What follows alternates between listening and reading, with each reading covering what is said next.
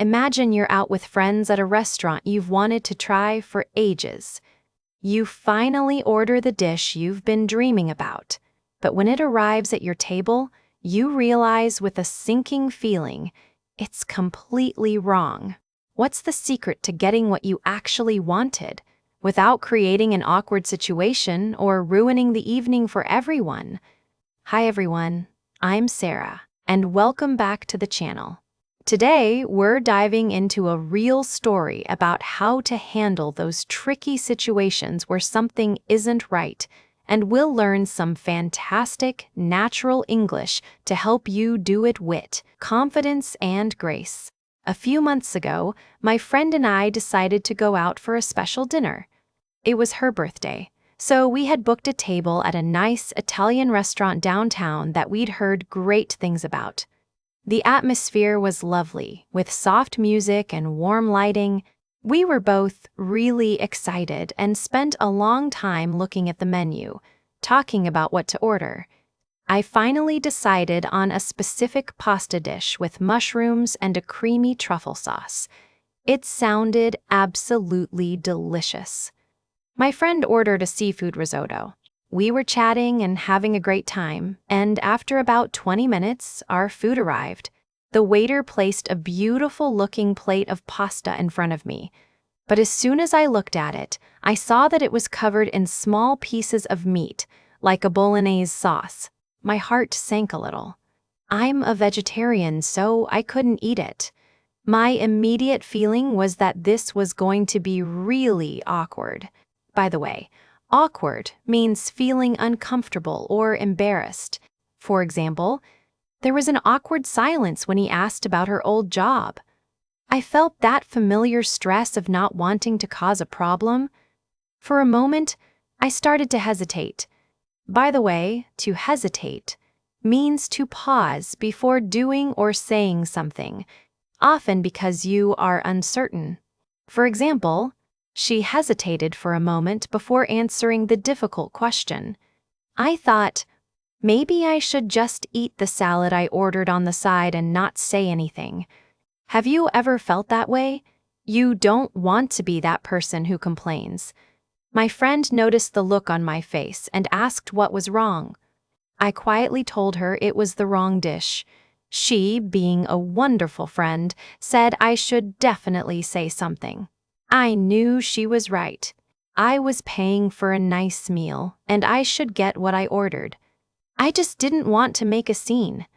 That's a great expression. To make a scene means to create a loud, angry, or emotional disturbance in a public place. For example, please don't make a scene. We can talk about this at home. So I knew I had to handle it carefully. So, how do you actually complain politely? Well, the first step is getting the server's attention in a calm way. Instead of shouting, "Excuse me," across the room, I waited for our waiter to pass by our table again. I tried to catch his eye. By the way, to catch someone's eye is a common collocation that means to get someone's attention by looking at them. For example, I tried to catch the waiter's eye to get the bill. When he looked in our direction, I gave a small smile and a slight nod. It's a gentle, non-aggressive way to show you need something. He came over to the table, and I could tell he was busy. This is another important moment. It's best to approach the situation with a friendly tone, not an angry one. By the way, to approach means the way you begin to deal with a task or problem. For example, I need to find a new way to approach this problem. A positive approach almost always gets a better result. I smiled and said, "Hi, sorry to bother you, but I think there might be a slight problem with my order." Using phrases like "I think" or "I believe" is softer than saying, "You gave me the wrong food." It removes the feeling of blame. A slight problem is a nice, gentle way to introduce an issue. Slight just means small or not serious. For example, "We have a slight problem. The printer is out of paper." The waiter looked at my plate, a little confused. So I needed to clarify the situation for him. By the way, to clarify means to make something clearer or easier to understand. For example, "Could you clarify one thing for me?" I explained calmly. "I ordered the mushroom and truffle pasta, but I believe this is the bolognese." His reaction was key to how the rest of the evening went, and it shows why being polite is so effective. He looked at my dish, then at his notepad, and his eyes widened a little. He immediately said, "Oh, you are absolutely right. I am so sorry. There must have been a mix-up in the kitchen." A mix-up is a great phrasal noun. It means a mistake that causes confusion. For example, "There was a mix-up with the tickets and we got the wrong seats." He didn't make excuses. He just owned the mistake. He then asked, "Would you like me to get you the correct dish right away? It will only take about 10 minutes." This was perfect. He understood the problem and offered a clear solution. We were on the same page. This is a fantastic idiom. To be on the same page means that two or more people agree on something or understand a situation in the same way. For example, "Before we start the project, let's make sure we're all on the same page." I said, "Yes, thank you so much. I'd really appreciate that." The waiter took the wrong plate away, and I felt a huge sense of relief. The situation was being dealt with, and there was no drama. By the way, to deal with something is a very useful phrasal verb that means to take action to solve a problem. For example, "Don't worry, I will deal with the customer's complaint." A few minutes later, something interesting happened. A different person, who I think was the restaurant manager, came over to our table. By the way, "come over" is a simple but common phrasal verb.